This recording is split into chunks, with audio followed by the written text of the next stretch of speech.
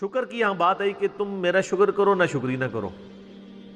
سورہ نساء میں آگے چل کے آئے گا کہ میرا شکر کرو، اللہ تمہیں عذاب دے کر کیا کرے گا اگر تم میرے شکر گزار بن جاؤ گے. اللہ تعالیٰ فرماتا ہے اور جو میرا شکر گزار بنے گا میں اسے مزید دوں گا. شکر کی ڈیفینیشن یہ نہیں ہے کہ آپ نے کوئی الحمدللہ کی تسبیح پڑھ لینی ہے، وہ ثواب اپنی جگہ ہے. شکر کی ڈیفینیشن یہ ہے کہ پریکٹیکلی شکر نظر آنا چاہیے. آپ کو اگر کوئی شخص نعمت دیتا ہے، کوئی گفٹ دیتا ہے، تو وہ یہ خواہش کرتا ہے کہ میں نے جو اس کو گفٹ دیا اس کو یوز کرے.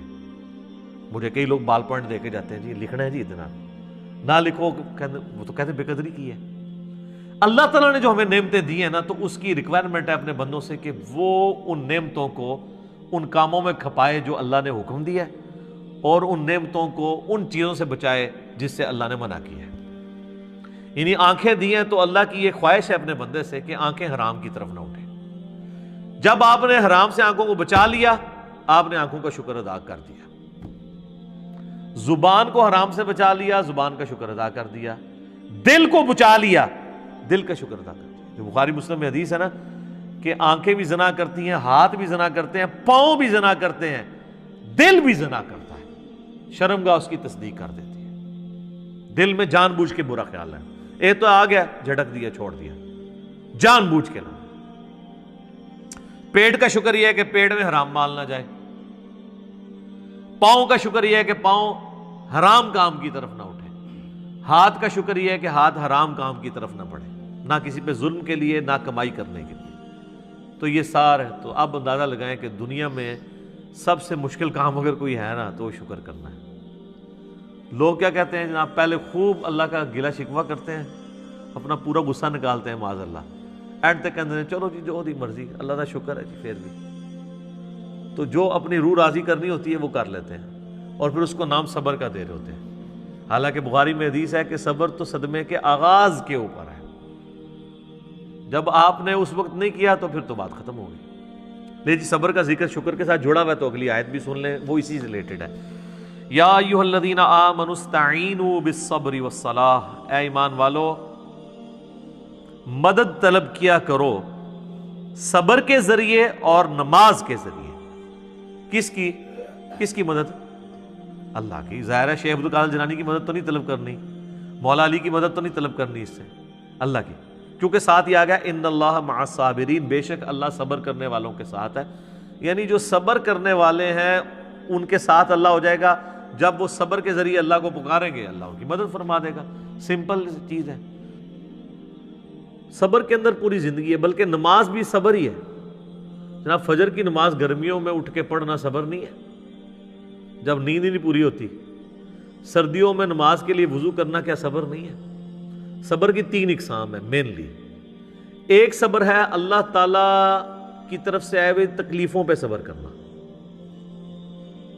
وہ تو ہم سب کو پتہ ہے، اور وہ صبر ہوگا ابتدائی صدمے پہ. اس کی آگے آیات بھی آ جائیں گے. اس کے لیے آپ نے کہنا ہے انا للہ و انا الیہ راجعون. بے شک ہم خود بھی تو اللہ کی طرف سے آئے تھے، ہم نے لوٹ کے اللہ کی طرف جانا ہے. یہ تکلیف بھی آئی، الٹیمیٹلی چلی جائے گی. اور صحیح مسلم میں آگے ایک اور دعا کا حصہ ہے، اللہم اجرنی فی مصیبتی واخلف لی خیرا منہا.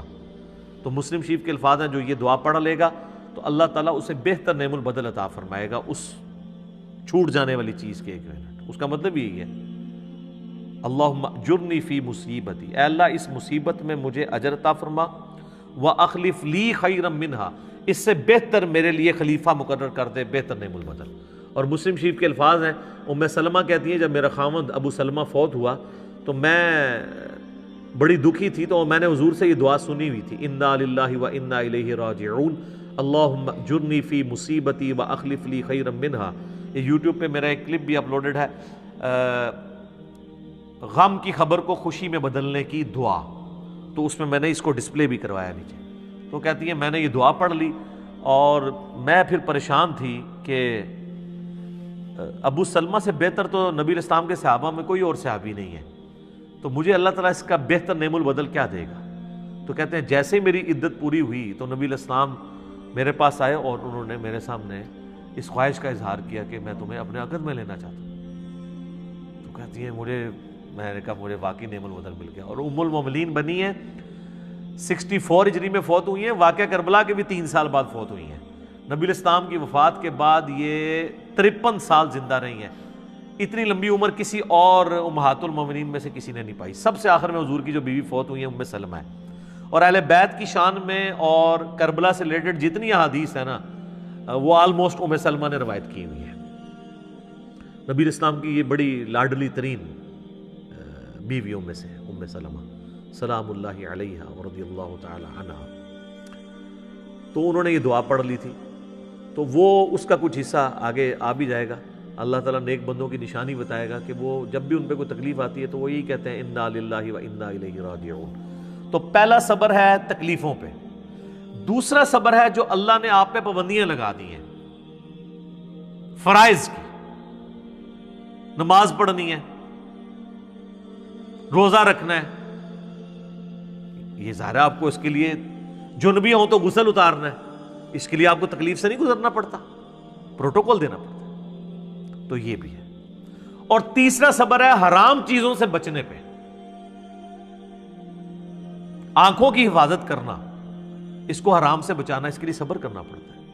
حرام کما کے راتوں رات امیر ہو جانا یہ تو آسان کام ہے، لیکن حلال کما کے روکھی سوکھی کھا کے گزارا کرنا اور اللہ سے ڈرنا کہ میں نے حرام کا لقمہ اپنے پیٹ میں نہیں جانے دینا، اس کے لیے آپ کو صبر کرنا پڑے گا۔ تو یہ 3 صبر ہیں۔ نمبر 1 اللہ کی طرف سے آئی ہوئی تکالیف پہ صبر، نمبر 2 اللہ نے جو آپ پہ فرائض لگائے ہیں ان فرضوں کو منوان اسی طریقے سے پورا کرنے میں جو تکلیفیں اٹھانی ہیں اس پہ صبر، چاہے وہ گرمیوں کے روزے ہوں اور سردیوں کے وضو ہوں اور گرمیوں کی فجر کی نماز ہو، اور تیسرا اللہ تبارک و تعالیٰ نے جو حرام سے بچنے کے لیے آپ کو ایمفسائز کیا ہے اور اٹریکشن بھی رکھ دی اس حرام کے اندر، تو صبر کرنا پڑے گا نا۔ اٹریکشن تو ہے ہر حرام چیز میں۔ مسلم شریف میں حدیث ہے اللہ تعالیٰ نے جنت کو ناگوار چیزوں سے ڈھانپ دیا ہے اور جہنم کو، دوزخ کو خوشگوار چیزوں سے ڈھانپا ہوا ہے، یعنی دنیا میں ہر خوشگوار چیز دوزخ کی طرف لے جاتی ہے اور ہر ناگوار چیز جنت کی طرف لے جاتی ہے۔ اب وہ ناگوار کی ہرڈلز جو عبور کرے گا نا تو جنت تک پہنچے گا، یہ ہے وہ چیز۔ اس پہ خیر گھنٹوں بولا جا سکتا ہے، میرا ایک لیکچر ضرور سنیں، میں نے ان ساری چیزوں کو اس میں بریف کیا ہے۔ مسئلہ 120 سورۃ الفرقان سے اللہ کے صحیح اولیاء کی 12 خصوصیات کیا ہیں وہ میں نے بیان کیے، اس میں میں نے کافی ساری حدیثیں بیان کی تھی، آج بال نہیں کہ میں ان کی طرف جاؤں، ان آیات کو کور کر لیتے ہیں۔ وَلَنَبْلُوَنَّكُمْ بِشَيْءٍ مِّنَ الْخَوْفِ وَالْجُوعِ، اور ہم ضرور آزمائیں گے تمہیں تھوڑے سے خوف سے، تھوڑی سی بھوک سے، وَنَقْصٍ مِّنَ الْأَمْوَالِ، اور تمہارے مال میں نقصان کے ذریعے، وَالْأَنفُسِ وَالثَّمَرَاتِ، اور تمہاری جانوں میں نقصان کے ذریعے، اور تمہارے پھلوں میں جو تمہارے پاس ایسٹس ہیں یا تمہاری کھیتی ہے کوئی بھی چیز۔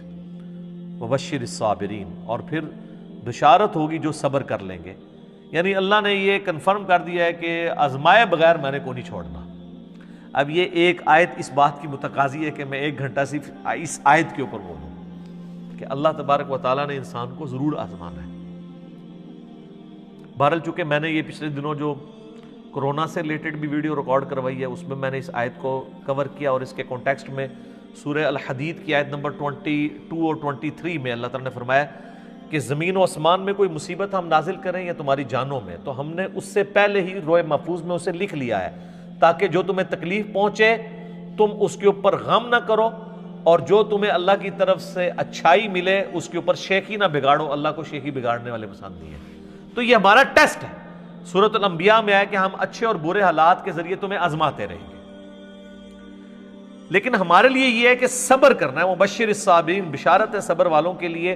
الذین اذا اصابتہم مصیبہ، وہ لوگ ایسے ہیں کہ جب انہیں کوئی مصیبت پہنچتی ہے، قالوا انا للہ وانا الیہ راجعون، ان کا یہ ایٹیچیوڈ ہوتا ہے کہ یار ہم بھی تو اللہ کی طرف سے آئے تھے، ہم نے بھی مر کے اللہ کے پاس جانا ہے، ہم نے خود ہی مر جانا ہے، تو یہ جو تکلیف ہمارے پاس آئی تھی زیادہ سے زیادہ ہمیں موت ہی دے سکتی ہے نا، تکلیف بھی اللہ کے پاس چلی جائے گی تو ہم نے بھی تو ایک نہ ایک دن اللہ کے پاس چلے ہی جانا ہے۔ کتنی زبردست دعا ہے کہ موت ہر چیز کا اینڈ کر دے۔ وہ جب جادوگروں کو فرعون نے کہا نا میں تمہیں سولی لٹکا دوں گا، مخالف سمت کے ہاتھ پاؤں کٹوا دوں گا، تو قرآن میں آتا ہے انہوں نے کہا تھا کہ تو جو کچھ کرے گا اس دنیا کی زندگی میں کر سکتا ہے نا، آخرت جا کے تو نہیں برباد سے کر سکتا نا ہماری، زیادہ مار دے گا نا تو مرنا تم نے ویسے بھی ہے۔ کیا تیری بات مان لیں تو پھر نہیں مریں گے؟ مرنا تو ہے ہی۔ اولئک علیہم صلوات من ربہم، اللہ اکبر۔ اللہ کہہ رہا ہے ایسے لوگ ہیں جن پر اللہ تعالیٰ بھی درود بھیجتا ہے، اللہ کی رحمتیں ہیں ایسے لوگوں پہ، ورحمہ اور رحمت، واولئک هم المہتدون، اور یہی وہ لوگ ہیں جو اصل میں سیدھے راستے کے اوپر ہیں، ہدایت کے اوپر ہیں۔ کون سے لوگ؟ جن کا یہ ایٹیچیوڈ ہے کہ کوئی تکلیف جان مال میں پہنچے وہ کہیں جو اللہ کی مرضی۔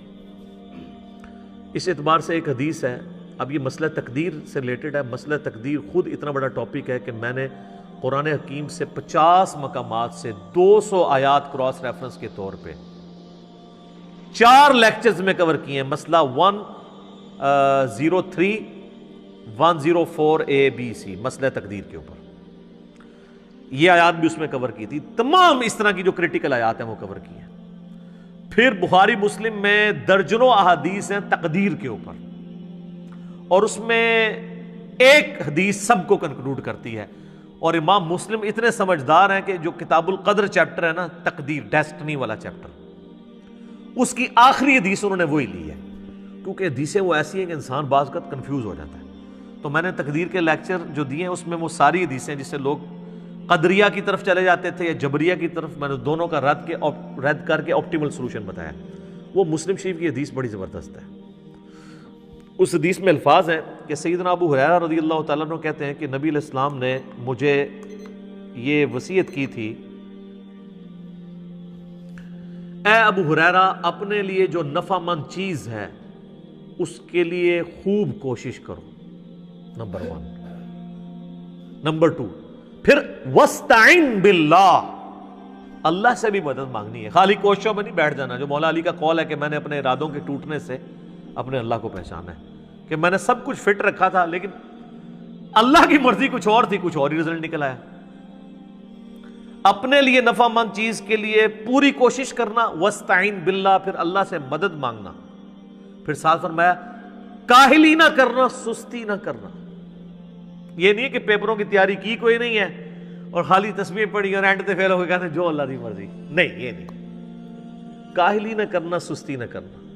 اس کے باوجود اگر رزلٹ تیرے خلاف آ جائے، تجھے نقصان ہو جائے، تو پھر یہ نہ کہنا کہ اگر میں یہ کر لیتا تو یہ ہو جاتا، اگر میں یہ کر لیتا تو یوں ہو جاتا، اگر مگر شیطان کا دروازہ کھول دیتا ہے۔ تو اگر مگر سے بچنا ہے اینڈ پہ، پہلے پوری کوشش کرنی ہے۔ ایک کام کیا یہ اچھا، اس کا یہ مطلب نہیں ہے کہ آپ نے کرٹیکل انالیسز نہیں کرنا، کہ مثلا اگر کوئی پاکستان نے کوئی مہم لانچ کی ہے اور اس میں ناکامی ہو گئی ہے تو اب وہ اس کے اوپر کوئی میٹنگ، جس نے F-16 گرا ہے تو آپ میٹنگ ہی نہ کال کریں، وہ کریں گے مستقبل میں بچنے کے لیے، وہ علیحدہ چیز ہے۔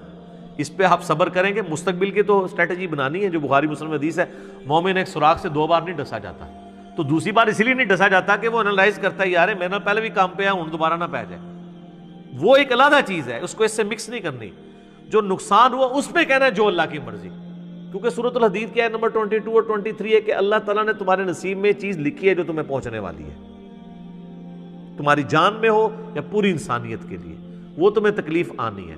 تمہارا ایٹیچیوڈ یہ ہے کہ ان اللہ مع الصابرین، تم نے کہنا ہے انا للہ و انا الیہ راجعون۔